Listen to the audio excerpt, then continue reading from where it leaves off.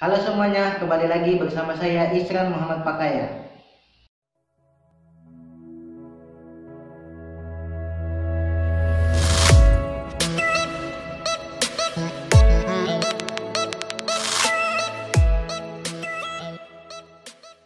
Oke teman-teman, hari ini kita akan membahas tentang syarat-syarat mendaftar beasiswa LPDP. Namun sebelum saya jelaskan syarat-syaratnya, teman-teman harus lihat dulu video kemarin tentang jenis-jenis beasiswa LPDP, karena ini akan berhubungan dengan syarat-syaratnya.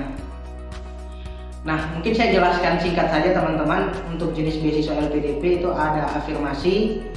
Afirmasi itu ada daerah 3T, teman-teman berkebutuhan khusus, prasejahtera, serta santri. Kemudian yang kedua itu targeted. Targeted itu ada jalur PNS, TNI, Polri. Kemudian kewirausahaan. Yang ketiga ada beasiswa reguler teman-teman. Beasiswa reguler itu ada umum, PTUD, serta co-funding. Nah teman-teman sudah tahu nih jenis beasiswanya. Langsung kita bahas ke syaratnya. Syaratnya teman-teman terbagi atas dua, syarat umum dan syarat khusus. Kalau syarat umum itu harus dipenuhi oleh seluruh pendaftar di semua jenis beasiswanya. Jadi umum artinya semua harus melengkapi persyaratan itu. Kemudian yang kedua yaitu syarat khusus teman-teman. Syarat khusus di sini ditujukan untuk teman-teman yang mendaftar di jenis-jenis beasiswa yang saya sebutkan tadi. Nah apa aja? Oke, kita bahas yang pertama syarat umum. Syarat umum yang pertama tentu harus WNI teman-teman, WNA tidak bisa mendaftar atau warga negara asing. Kemudian yang kedua sudah harus lulus teman-teman. Nah yang mau S2 berarti sudah harus lulus S1, yang mau S3 sudah harus lulus S2, atau setidak-tidaknya sudah punya SKL, surat keterangan lulus.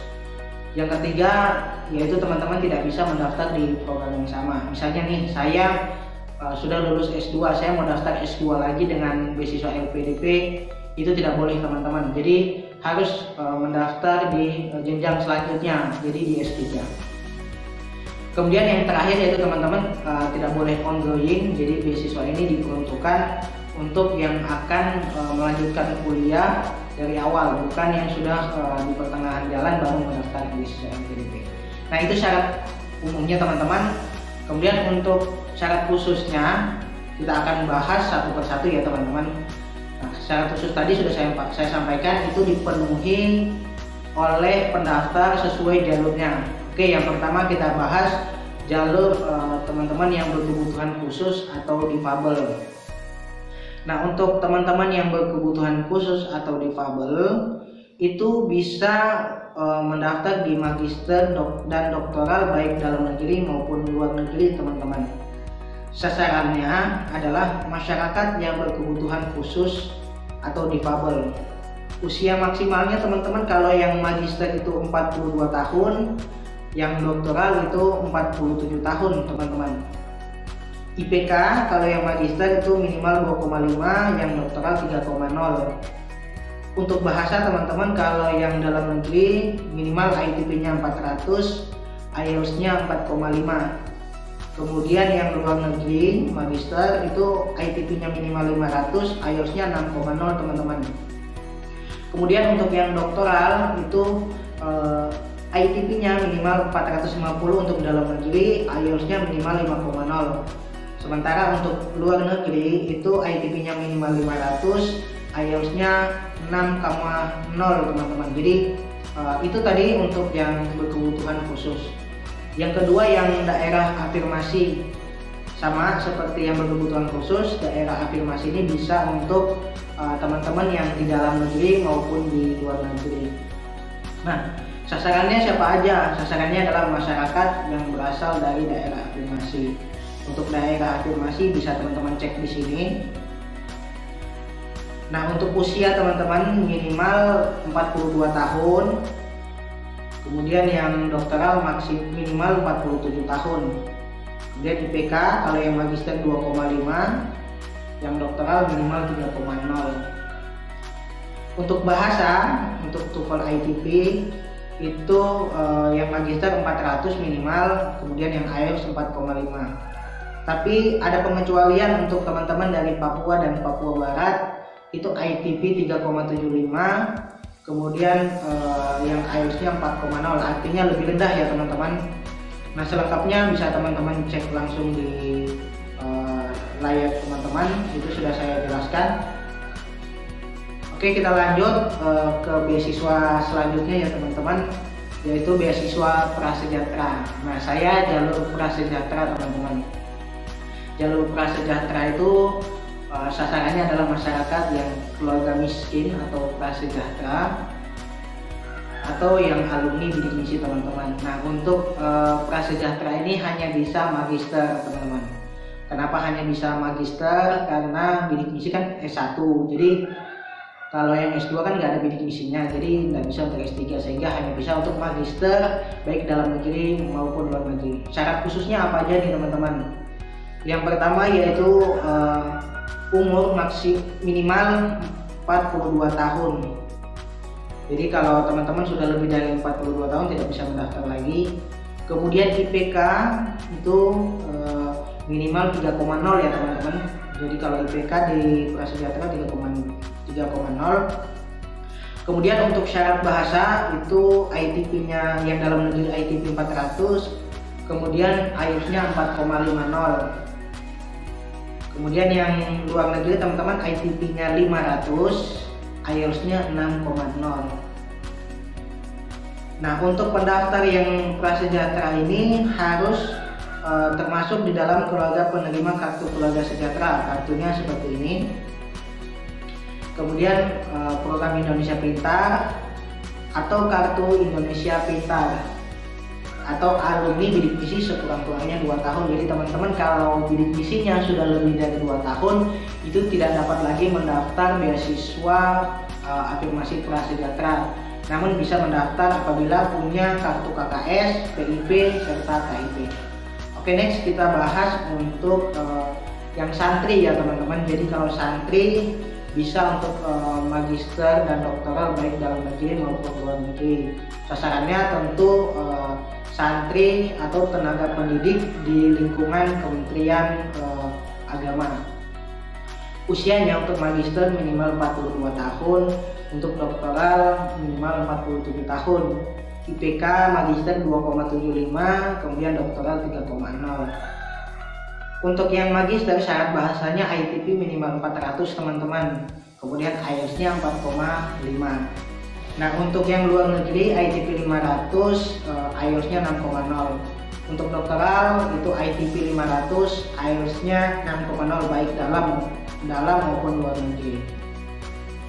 Nah, ada ketentuan lain yang santri ini ya teman-teman. Jadi teman-teman yang santri itu minimal 3 tahun kalau untuk pendidik, jadi terhitung 3 tahun. Jadi kalau teman-teman baru mengajar 2 tahun di pesantren itu belum bisa mendaftar jalur santri ini. Jadi harus minimal 3 tahun. Kemudian untuk alumni program beasiswa santri berprestasi atau PBSB itu minimal 2 tahun terakhir, sama seperti bidik misi.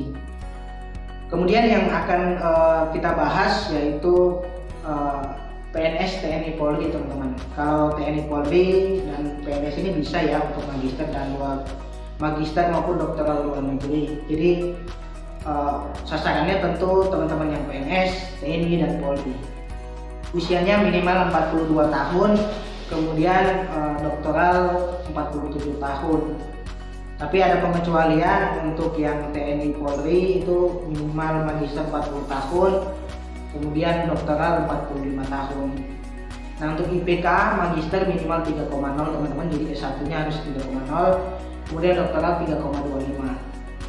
Untuk syarat bahasa ITP-nya 500, untuk magister dalam negeri IELTS-nya 6,0. Untuk luar negeri itu ITP-nya tidak ada karena itu harus IBD minimal 80, kemudian IELTS-nya 6,5 teman-teman. Untuk doktoral yang dalam negeri ITP minimal 530 ya teman-teman, kemudian IELTS-nya 6,0. Kemudian untuk yang luar negeri itu pakai IBD minimal 80, kemudian IELTS 6,5. Nah, teman-teman yang PNS TNI Polri ini harus diusulkan oleh institusi pendaftar teman-teman ya. Kalau PNS itu minimal eselon 2, kalau TNI Polri yang membidangi sumber daya manusia, pembinaan SDM. Kemudian yang kewirausahaan teman-teman. Untuk yang kewirausahaan baru diadakan di tahun ini hanya untuk magister luar negeri. Jadi sasarannya adalah WNI yang bergerak dalam kewirausahaan. Umurnya minimal 35 tahun, kemudian IPK sekurang-kurangnya 2,5 teman-teman. Kemudian untuk bahasa IBT 61, IELTS-nya harus 6,0. Nah, teman-teman yang mendaftar di jalur kewirausahaan ini harus sudah memiliki usaha yang bergerak di bidang kewirausahaan. Nanti ada dokumen-dokumen yang harus teman-teman siapkan, teman-teman daftarkan nanti ketika nanti pengisian aplikasi. Kemudian beasiswa reguler teman-teman. Beasiswa reguler itu yang umum. Jadi sasarannya WNI. Jadi semua kalangan bisa mendaftar di beasiswa ini, bisa untuk magister dan doktoral baik dalam maupun luar negeri. Umurnya minimal 35 tahun untuk yang magister, kemudian yang doktoral 40 tahun. Untuk IPK 3,0 yang magister, doktoral 3,25. Nah, untuk bahasa bisa teman-teman cek sendiri, itu ada di layar. Kemudian yang PTUD teman-teman, jadi perguruan tinggi utama dunia. Teman-teman kalau yang mau mendaftar lewat jalur PTUD diwajibkan sudah harus memiliki LOA, Letter of Acceptance. Jadi teman-teman memiliki bukti telah diterima di universitas perguruan tinggi utama dunia. Listnya bisa teman-teman cek di sini. Di situ sudah tertera jelas list universitas. Jadi ranking universitas yang masuk perguruan tinggi utama dunia sudah dijelaskan di situ. Nah, untuk usianya magister itu minimal 35 tahun teman-teman, doktoral 40 tahun. IPK minimal 2,5 yang magister, kemudian 3,0 untuk yang doktoral. Untuk bahasa bisa teman-teman cek sendiri karena ini perguruan tinggi utama dunia, jadi syarat bahasanya itu sangat tinggi teman-teman. Jadi teman-teman yang memang expert bahasanya tinggi silahkan mendaftar lewat PTUD ini, karena teman-teman nantinya akan dengan sangat mudah mendapatkan beasiswa LPDP jika teman-teman sudah memiliki LOA dari PTUD, karena sangat sulit ya untuk masuk ke PTUD ini, sehingga LPDP memberikan jalur khusus untuk teman-teman yang akan mendaftar lewat PTUD. Kemudian jalur co-funding teman-teman. Untuk jalur co-funding ini sasarannya tentu teman-teman yang mendaftar untuk magister dan doktoral di luar negeri maupun di dalam negeri. Umurnya minimal 35 tahun teman-teman yang magister, kemudian yang doktoral 40 tahun. IPK 2,5 magister, doktoral 3,0. Untuk syarat bahasanya bisa teman-teman cek sendiri. Nah, untuk yang menjadi catatan untuk co-funding, jadi sumber dana beasiswa mandiri teman-teman itu tidak boleh berasal dari lembaga pemerintahan, sektor swasta, perguruan tinggi, dan lembaga lainnya, baik di dalam maupun di luar negeri. Jadi teman-teman pure pendanaannya setengahnya dari teman-teman sendiri. Oke, itu teman-teman mengenai syarat ya yang harus teman-teman penuhi jika ingin mendaftar di beasiswa LPDP. Nah, syarat-syarat yang saya sebutkan tadi merupakan syarat pendaftaran di tahun 2021. LPDP itu sangat dinamis teman-teman, setiap tahun pasti ada perubahan. Nah, nanti teman-teman yang akan mendaftar di beasiswa LPDP tahun 2022 usahakan menyimak kembali persyaratan yang disampaikan oleh LPDP nanti, yang dirilis oleh LPDP. Nanti ada pedomannya, silahkan teman-teman download. Nah, semua yang saya sampaikan hari ini bisa teman-teman cek di halaman ini, bisa teman-teman download sendiri. Di situ sudah ada semua, silahkan teman-teman download. Oke, sekian ya teman-teman untuk video kali ini. Semoga bermanfaat untuk teman-teman. Saya akhiri. Assalamualaikum warahmatullahi wabarakatuh.